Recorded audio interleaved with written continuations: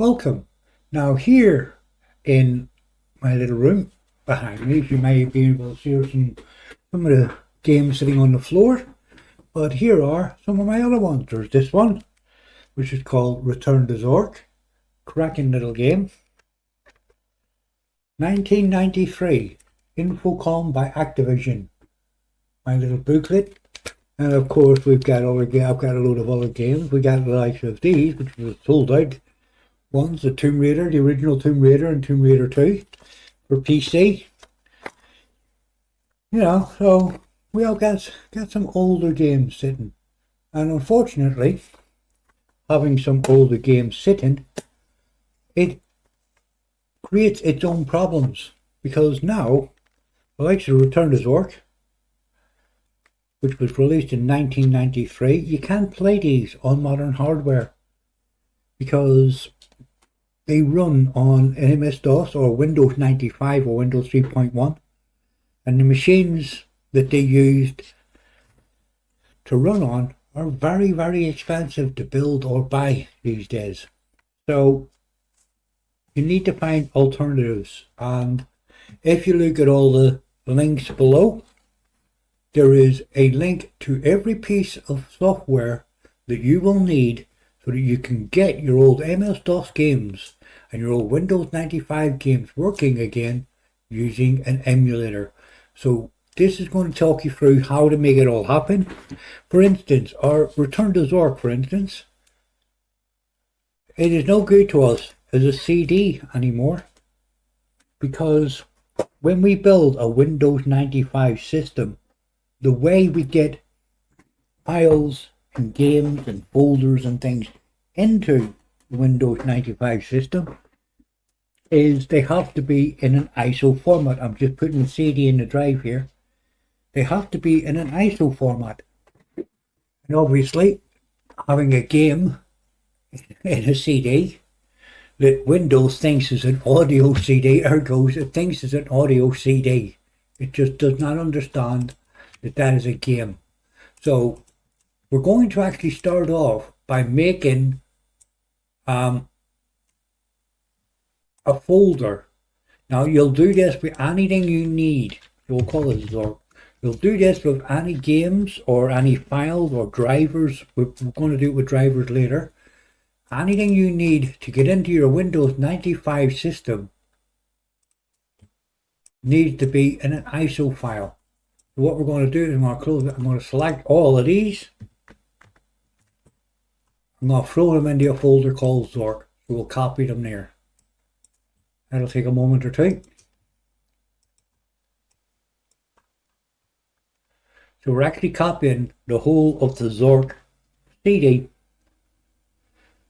Some games have got an installer on them, old DOS games. Some games have got just an executionable file. So it does lots of different ideas. So first and foremost, before you can move anything into your Windows 95 sort of computer that we're going to build here in this system, you need to prepare some bits and pieces just so that they're ready. You can do this after you do it, but I tend to get everything ready prior to beginning the actual machine build, just so I've got something to test it when it's all built and sorted. So we've copied all our Return to Zork files. That's it. So we've now got a Return to Zork folder. Take the CD out. There we go. As I say, Windows believes it's an audio CD. It doesn't know what to make of it these days. So there we go. So we've now got a Return to Zork folder. Now what we need to do is, if we go in here, one of the downloads you'll have got is a Create ISO. And it's free. So I'm going to click on it. I'm going to browse, and we're going to go into where we created our disk. There it is. There's the folder we want. And we're going to save it as an ISO, and we will save it in our PCEMs. Actually, you know what we'll do? We'll save it here in My Games, and we'll call it Zork. I have done this before, hence there's already one in there. But we'll go Save and Create. and that's it. So I need to tidy that up because I have actually created this before. But there's the one we created, so I'm going to delete the old one. And also in my ISO games, as I say, I have been testing various bits and pieces in here. So we'll get rid of Zork, delete that, and we'll get rid of that, and we'll get rid of RTZ. This is just stuff I have been testing while I've been working on it. Now we've also got an S3 Virge. So what I'm going to do is I'm going to unzip that because we're going to need this later. We'll rename that. Call it S3. That name's far too long. Now, have I already done that? I have. So as I say, I was testing this up later. So we're going to grab our S3 files that we've got from our download and shove them in the Voodoo folder. Now what we're going to do is we're going to do the same again because these are drivers that we need to turn into an ISO. So we're going to go on to create that ISO. We're going to grab the folder from, can we do that? No, we need to browse to it. Okay. C driver PCM Voodoo. Okay. We're going to save it as, we'll save it in PCM and we'll call this Voodoo graphics because it's got our graphics driver and our Voodoo driver. So we're going to save, create an ISO, and that's it. So now we've got everything ready. We've got our graphics ISO, we've got our little game ISO, so we're ready to test it all up and we're ready to start running the emulator itself. So everything's prepared. I've got things the way I want them. I'm going to create a new folder and I'm going to call it 95 emulator. Seems like a nice easy name to remember. So we're going to open this and now we're going to start to work on the downloads, which are all below, so you can get everything you need to make this happen. So there's our PCEM version 17 at the time of recording. This is the emulator. So I'm going to zip it. I'm going to unzip it there. That's our PCM. Now we need the ROMs. So we're going to grab these and we're going to extract these into there. Then I'm going to select all the ROMs from that folder. Control A to select them all. Now what I'm going to do is I'm going to cut. Go back to our emulator folder and go into its ROMs folder. So we're in the right place. And now what we're going to do is we're going to paste all the ROMs in there. And we're going to overwrite everything that is already in there. So we say yes. That's it. We don't need this folder anymore, so we'll get that out of the way just. This is our emulator. So now we've got our emulator and our ROMs in place. So we're going to double click on the emulator itself and start it up. Now what we're going to do is we're actually going to build a Windows 95 computer. I'm going to use a 120 megahertz processor. So we'll call the actual thing 120 megahertz. That's it. We'll just call 120 megahertz. I know what I'm building. Right. Just like building a modern machine, we're going to need a motherboard, a processor, memory, graphics, sound, hard drive, mouse, keyboard, peripherals, all the rest of it. So what we're doing here is we're actually going to build a 95 computer. So this is what it'll give you. It gives you all of these. Now we've got the ROMs in. There's the IBM. That was an IBM clone. Yeah, there's one. An Amstrad PC 1512. I used one of them when I lived in Loughborough in London, not far from London. It isn't a computer. It was a word processor. There's the Olivetti M24. I had one of those. But for the sake of this one, we are going to use, I have found, the Shuttle Hot 557 works really well. I'm going to go, I'm not having it, I'm going to 120. That's plenty. The likes of Return to Zork, which ran on a 486. The likes of like Tomb Raider ran on a 486. You know, 120 megahertz is great. The PC I am running this on is not very powerful PC. It is a Windows 7 machine with an Intel i5-3330, and the graphics card is a 1050 Ti. So it's not a very powerful machine. Obviously, if you've got a much more powerful machine, you can really up this and run, Pentium 2s or MMXs or whatever. This will do. This will serve my purpose. And here, I'm going to change that to an S3. And that's our graphics card. But what I'm going to do is I'm going to use hardware acceleration by adding a Voodoo graphics card as well to it. Now again, if you've got a really powerful machine, you can add SLI and order a couple of graphics cards if you wish. I do not need that. Because we are using old DOS games, and I'm going to be running old DOS simulators and Windows 95 simulators, this Creative Sound Blaster 16 was pretty much supported by everything at the time. That's what I had in my computer. My computers I had at the time, 486 and my 95 and a 98, I think. So Sound Blaster 16. Now I'm going to create my hard drives. I had a 3.5-inch floppy, so I'm going to create one of them. I'm not going to have a second one because I didn't have a second one in mine. Never needed it. And now I'm going to create a hard drive. Now this one I'm going to give it 4 gig. I'm going to give it a 4 gig hard drive, and we'll call it 4 gigabyte hard drive. Call it whatever you like, but just makes it easy. Now what it'll do is it'll prepare this hard drive as an image file so that we can use it within our emulated Windows 95. So let it do what it's doing, and it'll create the drive. Basically it cordons off a bit of space as an image on our real hard drive to show as a Windows 95 hard drive.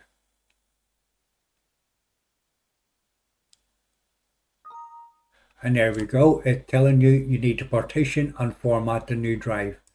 Okay, I'm going to give it an IntelliMouse. Now I don't need a joystick, and I'm not going to put a network card in here. So that is it. We've built our computer and we go OK. So this is our Windows 95 computer. So we start it up. You get it, start it up. Right, here we go. So we hit the power button and start the computer running.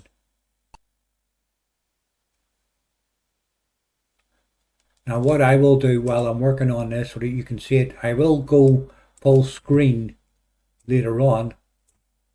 But at the moment, what we'll do is we'll make this a little bit bigger, just so it's easier to read. Right, that's it. It's now saying disk boot failure because Windows 95 needs to boot from a floppy disk, and then the actual ISO has to be in here for the Windows operating system. But first and foremost, we need to prepare our drives.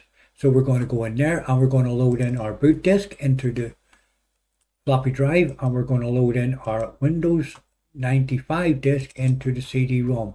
If you are doing a Windows 98 or later, all you do is need the CD-ROM. It'll boot from CD. Windows 95 can't boot from CD without having a boot drive. So when we've got them set up, we go hard reset. That will now reset our computer again, and it'll reload it. But what this will do is it will run off to the floppy drive, the boot drive, and it will actually boot the computer from the A drive, the floppy disk that we have put in the bootloader.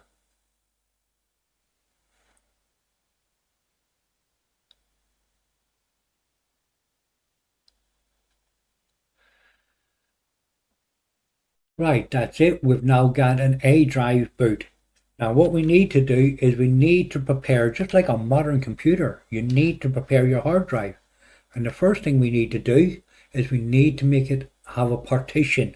To have a partition in Windows 95, you have to type in fdisk. So all you do is fdisk and press enter. We're going to use all of the space because it's bigger than 512. So we have to tell it to use more than 512, so we press yes. We're going to create our DOS partition. It's going to be a primary DOS partition. And we're going to use the maximum available size. Now when it's done that, you press escape, and that is it. We've now got a partitioned hard drive. It's not formatted yet, but it is now partitioned. So then what we do is, again, just like a modern machine, when you're installing stuff and preparing stuff, you have to prepare the hard drive and get it ready. So that is it. We'll boot back it in, and then again it will go into our boot floppy disk. And here we go, we're starting it into the boot floppy.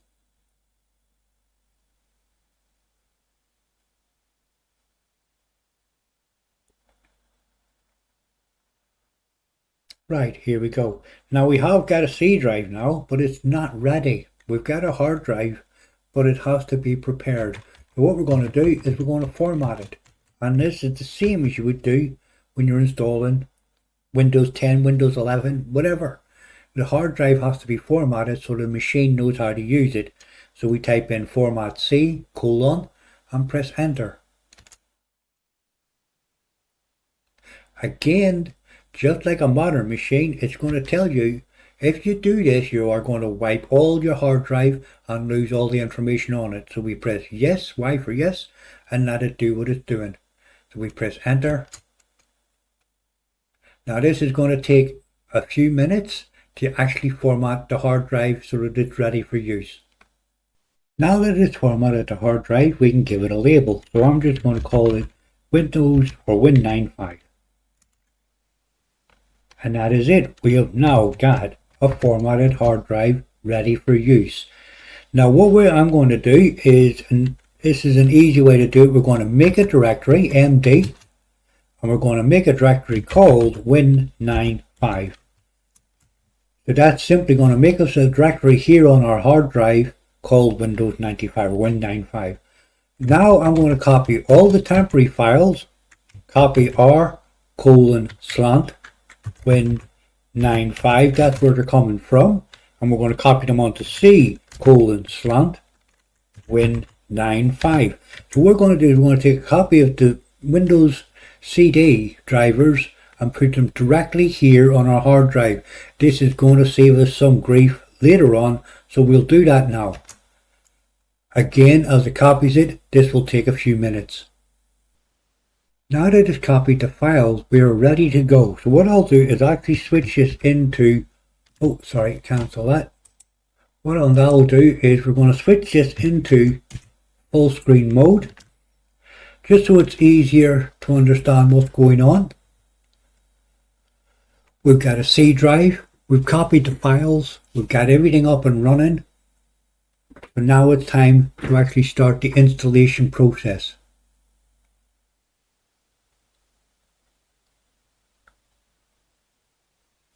So we're going to go C, CD, current directory, change directory, Win95, and we're going to run setup. Press enter again, and it's now going to check to make sure that I've got everything set in a way that we can start installing Windows 95.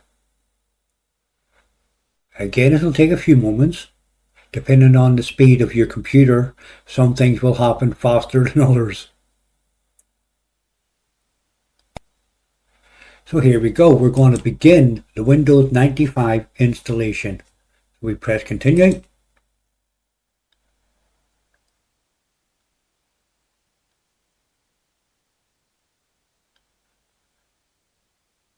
As I say, depending on how fast your computer is, depends on how quickly this will happen. Then what we do is we press next or yes, end user license. It's Microsoft, you have no option. And now we're going to start collecting info about the computer. So we go next. Just like a modern machine, this. C Windows is just fine. We press next.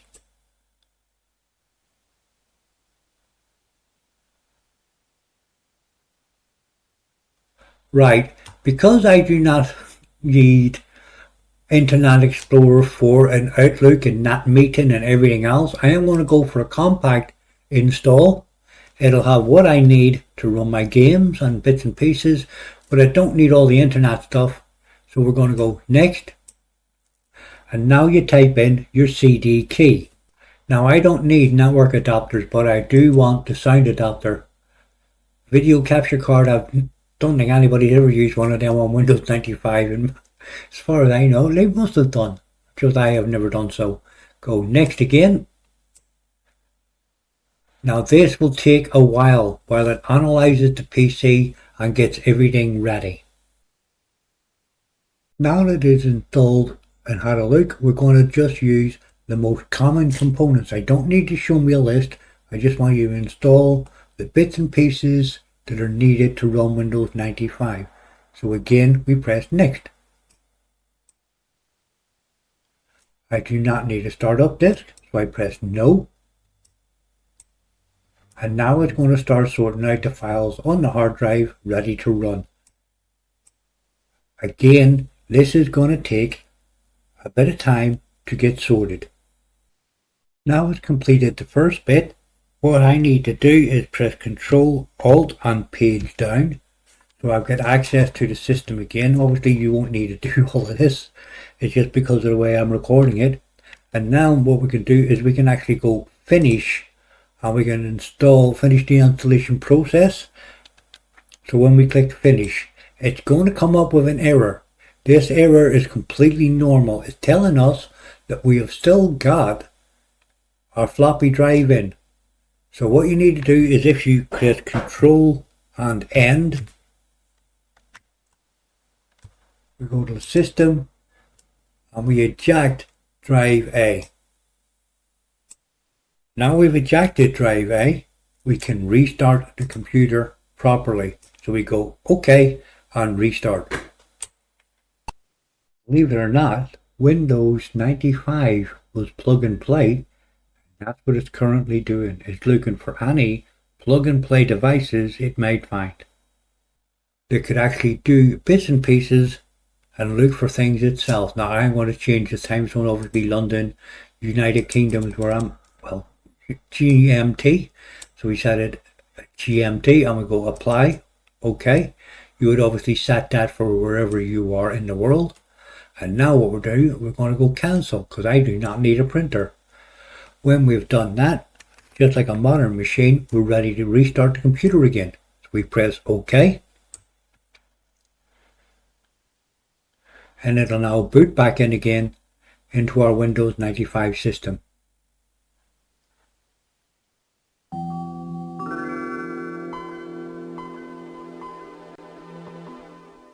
A very famous sound. That is the Windows 95 start sound. What a great sound. So that is it. We have now got a working Windows 95 computer. But we're not there yet because we need to change the graphics. I need to come out of this, so I'm going to press Ctrl and Alt and page down to make it smaller. So I need to get access to this because we're now ready to start loading in the graphics drivers we created earlier. So we go to our CD-ROM and this is how we get our ISO files into the 95 system. So we go load image. This is the graphics ISO we created. So we're going to go open. And that is now here in our Windows 95 system in the CD-ROM. Here it is. There's our S3 drivers and there's our Voodoo stuff. So we're going to start off with the S3, the standard graphics driver. I'll put this back on full screen so you can see. So you can see the way the screen is at the moment. We right click anywhere on the screen, come down to properties, we'll go to settings. Now you can see at the moment we can't do anything with this. It's monochrome or 16 color. So we change advanced properties. We're going to change our graphics adapter. So we go change. We have a disk. Ignore these. Just go have a disk. Click browse. Give it a chance to find out where it's looking. And then we point this at our D drive, at our S3 folder. And there we go. There's our Virge. So we OK. We hit OK. There's the driver that we want. So we hit OK. And Windows will now install our new driver for our graphics system. We hit apply. OK. Now we can change this. Now I'm going to change it to 1024 will do. And we're going to change it from 256 to 16-bit. 24-bit seems to cause problems occasionally. So I'm going to go that way. With 1024, 768, 16-bit. Apply. Again, because Windows 95 was actually plug play, we can go plug and play monitor. So we can actually plug in our monitor as if it's plug and play, which means we can then use resolutions of our new graphics system. Now what we need to do is restart the computer again. Now have a look at the background, the way it looks at the moment. This is 16-bit. So if we go yes, Windows will restart again. And hopefully it'll start with our new S3 graphics. And there we go. Doesn't that look much better already? But we're not finished yet, because we got a hardware accelerated graphics system, and it's called Voodoo. So we go into our Cd-Rom and we're going to run the Voodoo driver, which needs to be extracted. So I'm going to type C:// and we'll put it in Voodoo. So we're extracting these driver files and go extract. That is our drivers. We're pulling them off that CD, our ISO file we created. Now if we go into our control panel, into our settings, just like Windows before, here, into our other devices, this PCI multimedia is actually our hardware accelerated Voodoo. So we double click on it, we click on driver, we're going to update the driver. That Windows look for the disk itself first off. So we press next. Now we want to select other locations. And we're going to either type in C Voodoo. I didn't give it a full name so it's easier to browse for it. So it's Voodoo and WG90X. So we go OK. This is the driver that we extracted. OK. Go finish. And now it asked us to put the driver back in again. So we go OK. We go browse. And again, we're going to point it to Voodoo folder. So we go C, Voodoo, Voodoo folder. There's what it's looking for. We go OK. And again, we go OK. Now, because we have prepared things correctly and moved our Windows 95 files onto the hard drive, it's now going to go off and load the rest of the Windows 95 CD files straight away without us having to worry about putting in a Windows 95 CD image file or a disk or anything. We can simply let it do what it needs to do and find the files itself. This is why it was easier to copy all those files across early on to make this happen. Now it'll install the rest of it and it'll set up the drivers required so that our Voodoo graphics system will actually be in and working. So let it do what it's doing and let it do what it needs to do to pick up the graphics drivers. When it's finished all of them, we're now ready to restart the computer and kick it back in. Hopefully that is all our hardware in and working. So we go yes.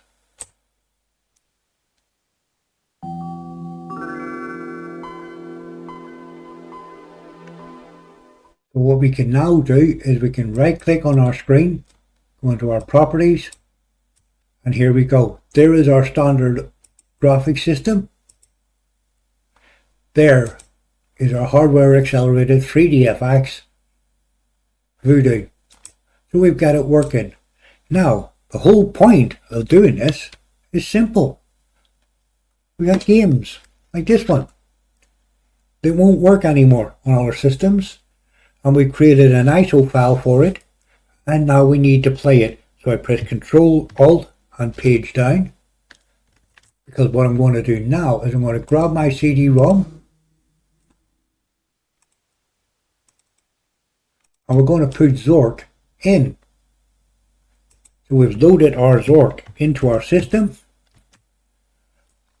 Now Zork is an MS-DOS game, so depending on your game, you'll know from reading online or whatever what you need to do to get your DOS game running. But with Return to Zork, D drive, which is our CD-ROM, which is where we've loaded our image, with Return to Zork, we need to install it. Now the games are slightly different depending on which game you're using and what you're doing. So I'm going to install, and this will now install my Return to Zork, my game, here into my Windows 95 system. So I press enter. We press enter. This is just like setting up a modern machine where you press next, next, next, and next. We're going to put it in Return to Zork -CD. That'll do what it's doing. We're going to launch it from Windows, but we're not really. We're going to launch it from DOS. C drive, Windows. That's fine. We're going to set up our sound. Now we have got a Sound Blaster. Now I did leave a link for the Sound Blaster driver, but we haven't needed it because Windows 95 has seen it correctly. So we're going to Sound Blaster.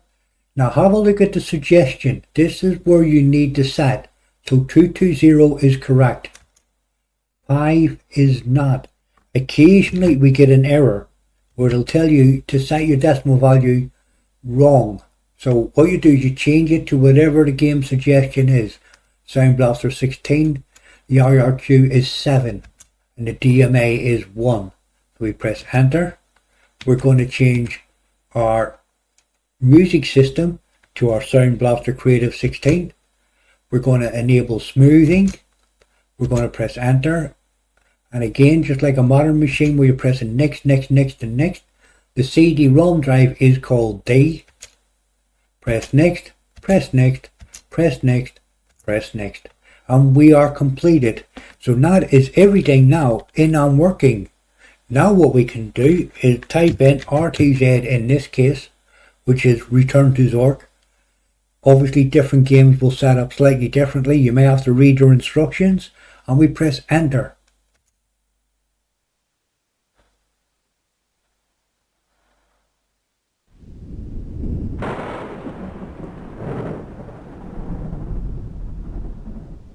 And that is our 1995, released in 1993, DOS game Return to Zork, now working correctly.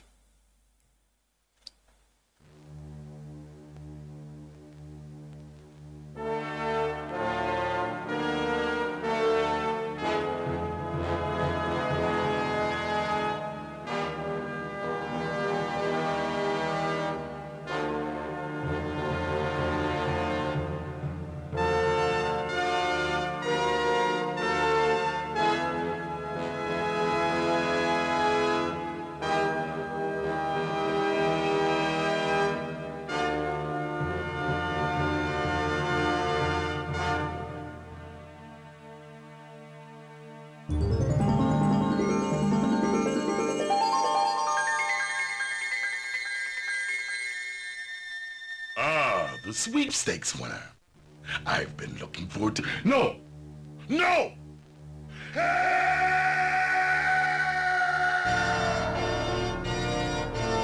Now, I will escape out of the intro and everything. I will be playing Return to Zork here on the channel in the very near future. In the moment, let's get the game running. Hey! Hey! I've been talking a long time. I sense movement. I need a new battery.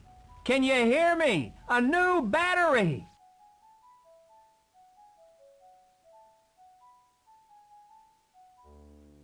Now, Return to Zork was one of the first PC-based point-and-click adventures I'd ever played. And that is why it holds a special little place in my heart. I had played them obviously on other machines, but never on a PC. This was my first point-and-click PC adventure in 1993. Just to prove it's all working, let's throw the rock at the vulture. And we're going to look at the sign.